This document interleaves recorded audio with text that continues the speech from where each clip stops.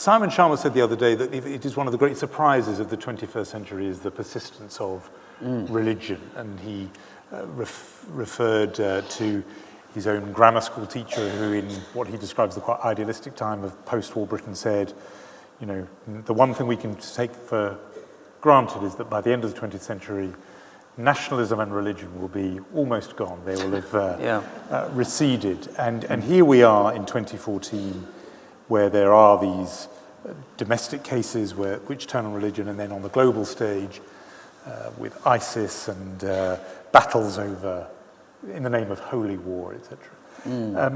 To what extent are you yourself surprised by what I've called there the persistence of religion?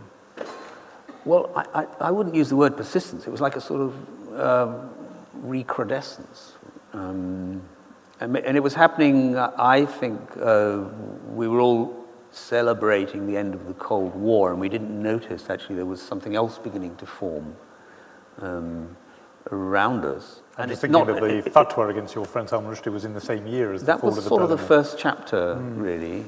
And I think for our generation, and for those of us close to those events, it really did then shape our responses to what followed. And we took a lot of stick from what one would call the liberal left establishment for saying disobliging things about radical Islam.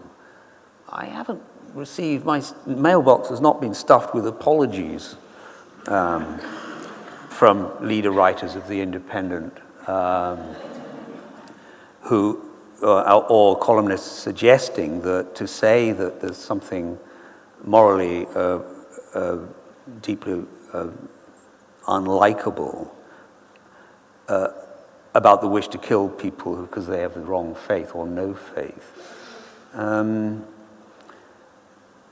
Now we watch this rampage across northern Syria and northern Iraq, and you know we're powerless. It's beyond our moral equations.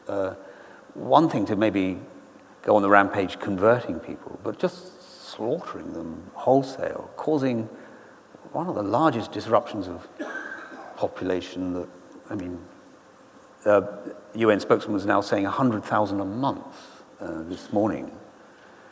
And then we're faced with damned if we do and damned if we don't.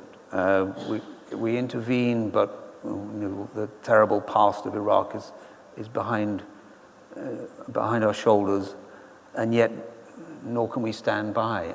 And yet, can we separate humanitarian aid from military intervention? I'm not sure these things are possible in separate. Are your instincts quite, I don't want to use the word hawkish, but are they activist in this area rather than sitting back and just thinking, well, that's the way the world is? Do you feel the urge that this country, other countries, the United States, should act when confronted with something like ISIS? I think reluctantly this is so extreme that something has to be done militarily to stop the Islamic State. But I say it very reluctantly because we've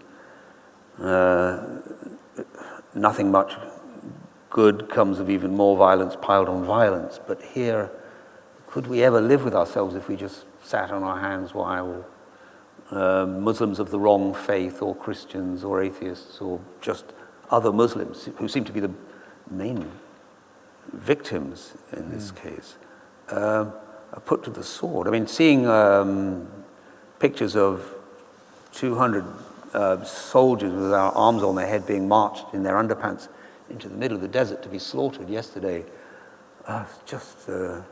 we seem this summer to have lived through the darkest news cycle I can remember. The unforetellable nature of events in eastern Ukraine, Rotherham, Ebola, northern Iraq. I mean, just sometimes I feel like a rabbit in the headlights with this. And what do you do with that? I mean, do you look at it and stare at it in the sense of reading about it and listening to it, or do you feel the urge to look away and immerse yourself in, rereading Virginia Woolf rather than dealing with what's going on now? I become a news junkie all over again. I listen sometimes from 6 o'clock onwards to the Today program. I'm there at the World at 1. I listen to the 7 o'clock news and generally rounded out with Newsnight having read the broadsheets of the New York Times. So if you don't hear from me again in the way of novels, you know, I haven't got time for it. It's so dark. I remember that there's a wonderful line of Wallace Stevens. He says, the imagination always lives at the end of things, and it's always very tempting to think that you live at the sort of end of civilization or a huge turning point. You always think you're at the colossal turning point. It's rare in history when you say, well, there's nothing much happening now.